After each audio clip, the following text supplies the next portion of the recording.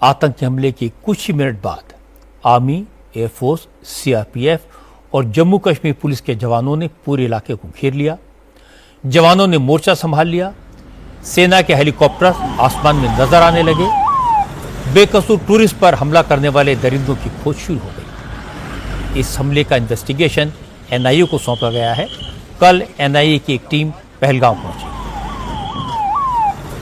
चारों तरफ एम्बुलेंस के सायरन गूंज रहे थे। घायलों को हॉस्पिटल में शिफ्ट कराया गया। उनके परिवार वालों को रेस्क्यू किया गया, लेकिन इस मामले में कम से कम 26 लोगों की मौत हो चुकी है। बहुत से लोग घायल हैं, इसलिए मरने वालों की फिगर बढ़ सकती है। आतंकवादियों ने जिस ग्रुप को टारगेट किया उसमें गुजरात, कर्नाटक, उड़ीसा और महाराष्ट्र के टूरिस्ट थे। 3 से 4 मिनटों में दहशतगर्दों ने 50 राउंड फायरिंग की। इस अटैक की हम बहुत निंदा करते। जिस प्रकार से ये अटैक किया गया और नाम पूछकर मारना, ये अपने आप में बहुत ही गलत इस प्रकार का काम हुआ है। और एक प्रकार से जो जम्मू कश्मीर की विकास यात्रा है, उस विकास यात्रा को रोकने का प्रयास ये किया गया है। लेकिन हम बताना चाहते हैं, न जम्मू कश्मीर रुकेगा, न भारत रुकेगा। ऐसी शक्तियों को कुचलना ये भारत जानता है। देश के प्रधानमंत्री उन्होंने इसका कॉग्निजेंस लिया है। हमारे गृह मंत्री जी वहां पर पहुंच रहे हैं और इनके खिलाफ बहुत कड़ी कार्रवाई होगी, ये मुझे विश्वास है। मैं स्वयं वहां के प्रशासन के साथ संपर्क में हूं। अभी उन्होंने जो हमको लिस्ट भेजी है उसमें जिनकी मृत्यु हुई है उसमें 2 नाम महाराष्ट्र के हैं और कुछ जो जख्मी है उनमें भी महाराष्ट्र के नाम है। उनको सब तरीके से मदद करने का प्रयास हम लोग कर रहे हैं। कहीं ना कहीं गवर्नमेंट के जो निर्णय है 370 या इसको लेकर, देखिए 370 के बाद बहुत समय चला गया। कश्मीर, जम्मू कश्मीर फल फूल रहा है, वहाँ टूरिज्म फल फूल रहा है। इसी के चलते जो लोग ये देख नहीं पा रहे, जिनको लगता था कि 370 के बाद ये ऑफ ट्रैक हो जाएगा, लेकिन अब वो देख रहे हैं कि इतने साल निकल गए और उल्टा जम्मू कश्मीर तो प्रॉस्पर हो रहा है।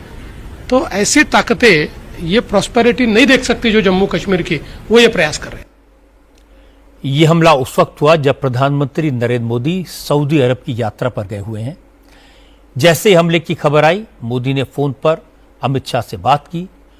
प्रधानमंत्री ने इस कायरान हमले की निंदा की और भरोसा दिलाया कि हमला करने वालों को बख्शा नहीं जाएगा।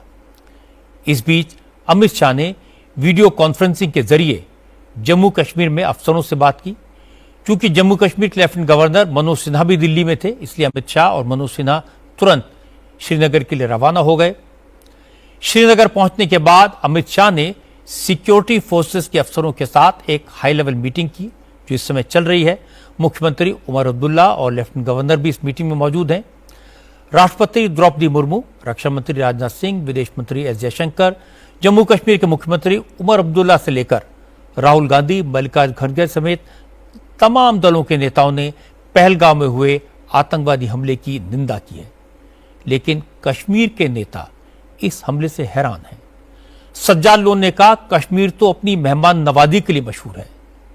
मेहमानों पर हमला करने वाले कश्मीरियों के दुश्मन हैं। इस तरह की कायरा हरकत करने वालों को सिक्योरिटी फोर्सेस जल्दी ही जहन्नुम में भेजेंगी और ये दरिंदे जहन्नुम की आग में चलेंगे। इससे बड़ा दुश्मन कोई कश्मीरियों का नहीं हो सकता। एक, जम्मू कश्मीर के लोगों की बिलखसूस जो कश्मीरी है, यहां टूरिस्ट आज नहीं 200 साल से आते। हमारा एक नाम है, हमारी एक पहचान है जिसको शनाख्त कहते हैं, वो है कि हम मेहमान नवाज लोग हैं। हम अजनबी से अजनबी इंसान को अपने घर में, अपने दिल में जगह देते थे। ये वार उसके ऊपर है, उस पहचान के ऊपर है। और उसके अलावा ये जो इक्तिसादी आज़ादी है कश्मीरी की, कि वो अपने बलबूते पर कमाए, ये उसके खिलाफ एक अटैक है। ये चाहते हैं ये लोग कि यहां से टूरिस्ट निकल जाए और कश्मीरी जो है वो बगैर कमाई के, बगैर किसी चीज के जो है गुलाम बन के रहे। ये हमारे बच्चों के दुश्मन हैं, हमारी आने वाले नस्लों के दुश्मन हैं। ये टेररिस्ट लोग हैं। अल्लाह इनको गर्क करे, वो मैं इतना ही कह सकता हूं। अल्लाह गर्क करे इनको कि जो निहत्ते टूरिस्ट को निशाना बनाए। इंशाल्लाह न यहां माफी होगी न आखिरत में माफी होगी। ये जहन्नम की आग में जलेंगे। ये सही बात नहीं है। और जो इंसान ऐसी चीज को सपोर्ट करता है वो भी जहन्नम की आग में जलेगा। सज्जाद लोन ने कश्मीरियों के जिस दुश्मन की बात की उसका नाम TRF यानी दी रेसिस्टेंट फ्रंट है। इसी संगठन ने पहलगाम में आतंकी हमले की जिम्मेदारी ली है। TRF लश्कर ए तौबा का एक नया चेहरा है। इस आतंकी संगठन को लश्कर ए तौबा ने ही बनाया था।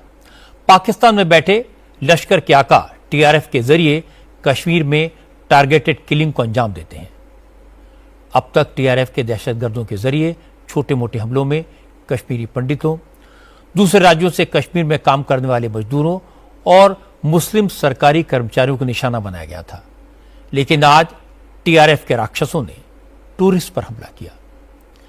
बीजेपी के नेता रविंद्र रैना ने कहा कि पहलगाम में बेगुनाहों की जान लेने वालों को बहुत जल्द दोजख रवाना किया जाएगा।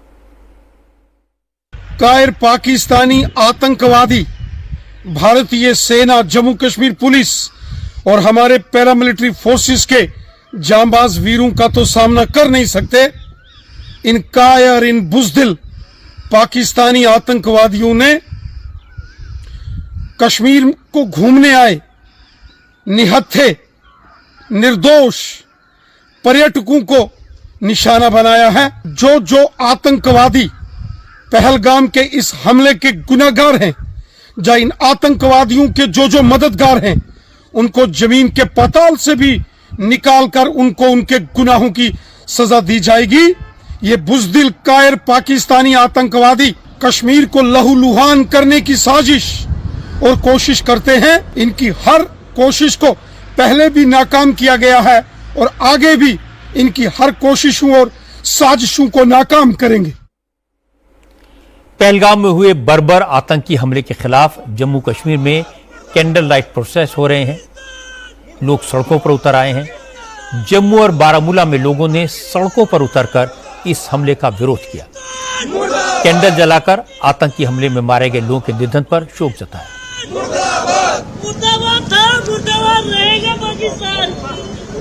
का कत्लेआम बंद करो बेगुनाहों का कत्लेआम। जिन लोगों के परिवार वाले कश्मीर घूमने गए हैं, जाहिर है वो परेशान हैं। सरकार ने 2 हेल्पलाइन नंबर जारी किए हैं। मैं आपको नंबर लिखवा देता हूं। श्रीनगर का हेल्पलाइन नंबर है 0194-245-7543 और दूसरा नंबर है 0194-248-3651। इसके अलावा अनंतनाग में भी टूरिस्ट की हेल्प के लिए इमरजेंसी कंट्रोल रूम बनाया गया है। इस कंट्रोल रूम का नंबर है 0193-222-5870। अनंतनाग में इमरजेंसी कंट्रोल रूम में एक और नंबर है 9596777669। इस पर भी संपर्क किया जा सकता है। अगर आपका कोई फैमिली मेंबर पहलगाम में है, आप जानकारी हासिल करना चाहते हैं, तो इन नंबर पर फोन करके उसके बारे में पता लगा सकते हैं।